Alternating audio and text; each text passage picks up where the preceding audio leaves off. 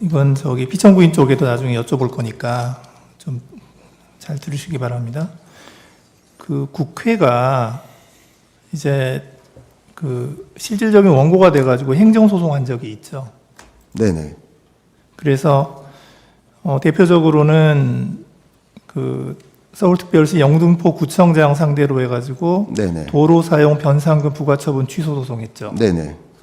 이제 그 사건에서 형식적인 원고는 대한민국이고, 네네. 그렇습니다. 그렇지만 이제 구체적인 국가기관으로는 국회가 이제 그 권한을 침해됐다 해가지고 취소송을 제기했잖아요. 네, 그렇습니다. 그 사건에서 국회 의결이 있었습니까? 의결이 없었습니다. 그 피청구인 대리인께 여쭤보는데요. 네. 그 경우 이제 그거 말고도 더 있거든요. 이제 네.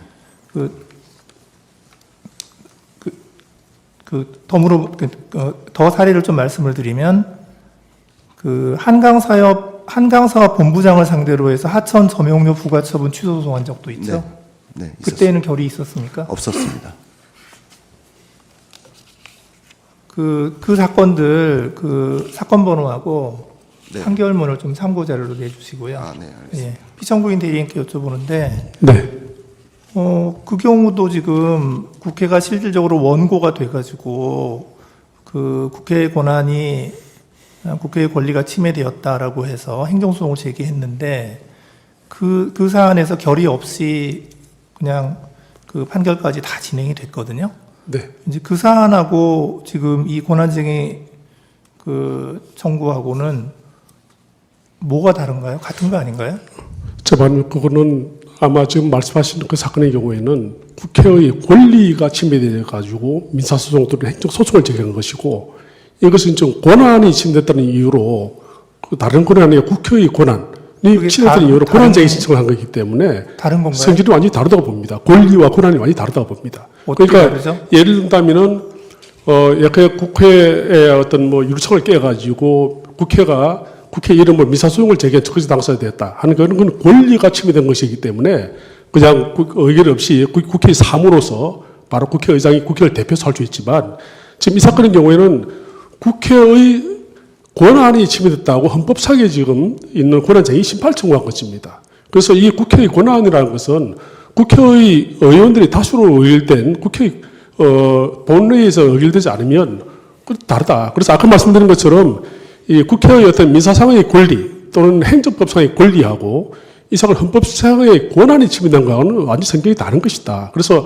모든 적극적 다수의 경우에 당연히 국회가 본회의에 의결을 거친다고 저는 주장하지 않습니다. 지금 재판관님 말씀하신 것처럼 그런 행정소송의 당사자라든지 또 민사소송의 적극적 당사자에 대해 가지고 하는 경우에는 그건 국회가 그냥 사무이기 때문에 국회의장이 국회를 대표해서 청구를 할 수 있습니다만, 이것은 그러한 권리 침해가 아니라 국회의 권한, 그러니까 국회라는 것은 국회의원 전원이 합의체로 구성된 합의제 기관인데 그 권한이 침해됐다는 것이기 때문에 국회의장이 국회의원들의 의사를 묻지 않고 국회의 권한을 국회를 대표해서 청구할 수 있다는 생각하지 않습니다. 그래서 본질적으로 말씀드리면 권리와 권한의 차이라고 좀 말씀드릴 수 있습니다.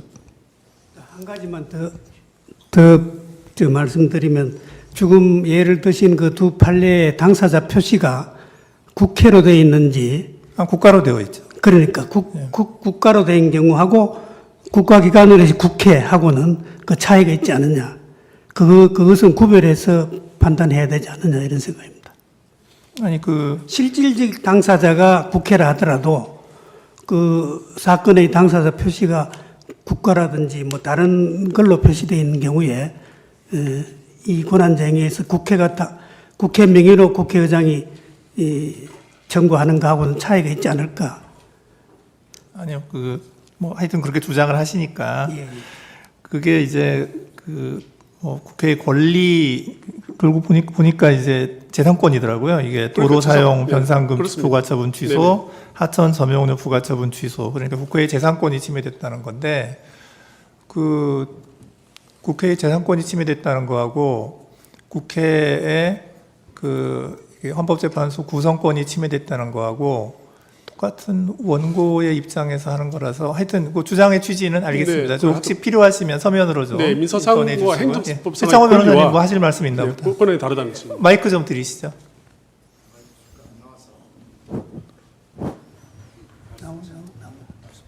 예. 이제 주식회사에서 회사의 대표가 회사의 어떤 권리가 침해됐다고 해서 민사소송을 제기하는 것과 지금 권한쟁의에서의 이 국회의 의결이 있어야 한다는 것은 국회 회의체 300명 국회의원의 회의체의 의결 없이 제3자 소송 담당으로서 의장께서 권한쟁의 심판을 청구할 수 있는 것이냐. 그러니까 손해배상을 청구하는 것, 행정소송을 제기하는 것과 다르다라고 저는 생각합니다. 그러니까 회의체로서 국회의 손해가 발생했느냐 아니면 회의체로서의 그 국회의원들의 총유적인 의미에서의 의사에 대한 의결이 있었느냐 하는 점에 있어서는 다르다고 생각합니다. 재판관님, 그 점에 조금 보완 설명드리겠습니다. 지금 아무래도 서면으로 저희가 그 내용을 밝혀야 될 것 같은데요. 아까 말씀드린 것처럼 지금 재판관님께서 언급하신 내용은 주로 어떤 행정법상의 어떤 권리 또는 민사상의 권리가 침해된 경우에 적극적 당사자가 된 경우를 의미하시는 것 같습니다. 그런데 이것은 지금 공법상에 더구나 헌법상에 국회의 권한이 침해됐다는 것이기 때문에 그 국회라는 것은 어떤 사적인 어떤 그 주체로서 사적인 권리 주체로서의 국회가 아니라 이런 공법상에 국회의 권한으로 헌법이 규정된 그 권한이 침해됐다는 것이기 때문에 국회의 의사결정이 필요하다는 그런 취지입니다. 상세한 것은 참고 좀 제출하겠습니다. 예, 서면으로 좀 내주시고요. 여기 이거 질문하신 게 조금. 재판님 기회를 주시면 조금 저거에 대해서 간략하게만 아니. 자, 요거를 좀 조금 더 확대해 주실래요? 예, 저기 보면 예, 그대로 놓으시면 돼요. 예. 저기 보면은 저게 갑자기 28호의 1호증인데 헌법재판소 재판관 마은혁 정계선 조한창 선출에 관한 인사청문 특별위원회 위원 선임의 건 이래가지고 더불어민주당 대표의원이 이제 직인을 찍어서 이제 그 더불어민주당 의원들 중에서 인사청문 위원을 추천하는 공문이에요. 저게 날짜가 아래쪽 좀 12월 11일자입니다. 12월 10일입니다. 10일에 이제 그 의장한테 보냈죠. 그리고 나서 그 다음 장 뒷면 좀 보여주실래요?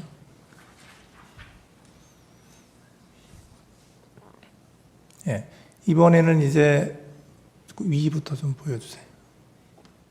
국민의힘에서 보낸 대회 공문인데요.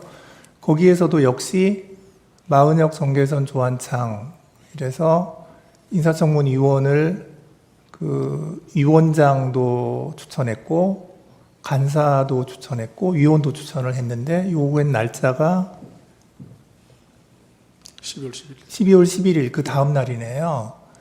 그래서 저기 보면 세 사람을 다 같이 국민의힘에서 기재를 하고 위원 선출의 공문까지 보냈는데 저거를 보면 그 당시에 그 국민의힘도 그 합의를 한 거 아닌가 하는 생각이 좀 들어요. 저 이제 오늘 제출한 서류여서 그래서 제가 좀 말씀을 드리는데 저거를 보면 세 사람 이름이 다 있는데 합의가 돼 있는 것처럼 보여서 네, 답변 드릴게요. 예, 뭐 의견이 있으면 좀 네, 말씀하시죠. 저희가 뭐 거기에 대해서는 준비 서면이라기보다는 2월 6일자 제출한 추경호 전 국민의힘 원내대표의 진술서, 그 다음에 권성동 원내대표의 진술서에 저 경우에 관해서 상세하게 진술되어 있습니다. 그래서 그 내용을 좀 참고해 주길 바라고요. 아마 다만 저 부분은 저희들 기존에 했던 답변서의 내용과 거의 일치합니다. 그래서 12월 7일에 추경호 전 원내대표가 사의를 표명하고 그 이후에 권성동 원내대표가 12월 12일에 선출이 됐는데 그 사이에 원내 행정국에서 행정적으로 이루어진 것 같고 그것이 물론 뭐 행정 직원이 마음대로 했다고 생각하지 않습니다만 그 경위에 관해 가지고 2월 6일에 제출한 그 추경호 전 원내대표, 권성동 원내대표의 정인 진술서의 내용을 상세하게 재판부에서 살펴주시길 바랍니다. 예, 잠깐. 잠깐만요. 제가 한 가지 더 있는데 이 서류가 지금 이제 갑제 6-1호증인데 6호증의 1인데 저기 보면 민주당에서 저게 12월 6일자이죠. 12월 9일자로 지금 마은혁, 정계선 두 분을 이제 추천한다는 공문을 지금 국회의장에게 보냈고요. 그 다음으로 6호증의 2를 보시면 거기에는 이제 조한창 후보자를 국민의힘에서 추천한다라고 해서 그것도 역시 12월 9일자인데 그것을 국민의힘에서 제출하게 되는 경위에 대해서 좀 추가로 말씀을 좀 해주시고요. 그 다음에 이게 지금 행정 절차에 따른 대외 공문, 위에 보면 대외 공문이라고 되어 있거든요. 네, 대외 공문인데 저런 문서가 합의가 없는 상태에서 그게 제출될 수 있는 것인지, 그러니까 저걸 제출한 구체적인 이유가 어떤 것인지 하는 거에 대해서 저희가 좀 궁금해서요. 네. 또 마찬가지 답변이 되겠습니까? 네네. 마찬가지로 그 부분에 대해서 상세한 것은 2월 6일에 제출한 추경호 전 원내대표, 권신동 대표의 정진수서에 보게 되면 저 경우가 상세하게 기술되어 있습니다. 간략하게만 요약만 하신 말씀을 드린다면은 12월 7일까지 있었던 상황이 추경호 전 원내대표와 더불어민주당 박신다 원내대표 사이에 처음에 헌법재판관 1인 할 것이냐, 1대1로 할 것이냐, 또는 1대1 그리고 합의를 할 것이냐 가지고 논의를 하다가 1대1 하면은 문제가 없는데 나머지 한 분에 대해서는 9분이 다 이제 헌재가 완전 처리되기 때문에 헌법재판소장을 어느 분으로 할 것이냐에 관해 가지고 논의를 하시던 것 같습니다. 그래서 전현직 재판관님 중에 이렇게 논의가 됐던 것 같고 그 과정에서 12월 7일 날 아까 말씀드린 대통령에 대한 탄핵 소추가 한번 무산된 이후에 추경호 원내대표가 사임을 하시고 그 이후에 12월 12일에 권신동 원내대표가 새로 선출됐는데 지금 말씀드린 12월 9일자와 12월 10일자 공문은 그 사이에 공백해 있었던 상황 같습니다. 그래서 이 새로 권신동 원내대표가 취임하신 이후에 국회의장을 방문하고 박찬대 더불어민주당 원내대표와 만나가지고 종전 원내대표와의 양당 합의를 확인하는 과정에서 야당에서 그러한 헌재 소송에 관한 논의는 없다. 그런 합의를 한 적이 없다고 부인하고 나옴으로써 국민의힘에서는 인사청문회에 동의할 수 없다. 그리고 인사청문회 개최에도 동의를 못하기 때문에 들어가지도 못하고 또 본회의도 아마 표결에 참여하지 않은 것 같습니다. 그래서 그 상세한 경우에 관해 가지고는 그 진술서를 좀 재판님께서 좀 상세하게 참조해 주시길 바랍니다. 지금 여쭤보는 네. 그 핵심은 뭐냐면 네. 그러니까 지금 합의가 다 완전히 안 됐다는 것인데 왜 공문을 보냈느냐 이거죠. 저게 아까 제가 말씀드렸지만 그 내용 자세히 보게 되면 그 원내대표의 공백기 사이에 그와 같은 적어도 한 분과 한 분은 이견이 없던 것 같고 나머지 한 분은 적어도 헌법재판소장의 임명 동의에 관한 야당의 협조, 야당의 그 동의를 야당에서 합의를 했었는데 그 부분에 가지고 그렇게 됐으니까 이제 1대2로 이렇게 된 상황에서 공문을 보냈는데 야당에서 그 부분을 완전히 부인을 하고 나온 상황이고 또 실제로 12월 14일 날 대통령에 대한 탄핵소추가 의결됨으로써 대통령이 직무 정지가 된 상황입니다. 그래서 권한대행이 헌법재판소장을 임명할 수 있느냐에 대한 논란이 된 것 같습니다. 그래서 적어도 그 전 원내대표와 추경호 전 원내대표와 그 박찬대 더불어민주당 대표 사이의 그 논의 과정도 사실상 이행하기 어려울 뿐더러 더불어민주당 원내대표께서 그 부분에 대해서 부인하고 나와가지고 국민의힘에서는 그러면 이것은 한 분에 대해서는 적어도 합의가 안 된 것이다 이렇게 된 것 같습니다. 그래서 그러니까 합의가 안 됐으면 공문을 안 보냈었어야 되죠. 그것은 아마 실무적으로 아까 말씀드린 그 원내대표의 공백기 사이에 그 적어도 야당에서 그걸 또 동의를 해주는 전제로 보냈는데 지금 야당에서 그것을 부인하고 나와가지고 저희는 그 부분은 합의가 안 된 것이다 또는 합의가 무효화된 것이다 또는 야당의 그 조건을 위반한 것이다 이렇게 지금 주장하고 있는 것 같습니다. 네, 알겠습니다. 네, 이상입니다. 예, 이상으로 이 사건 변론을 종결하겠습니다. 당연한 이야기지만 선고 시기는 재판부 평의에서 정해지고 정해지면 당사자에게 통지하겠습니다.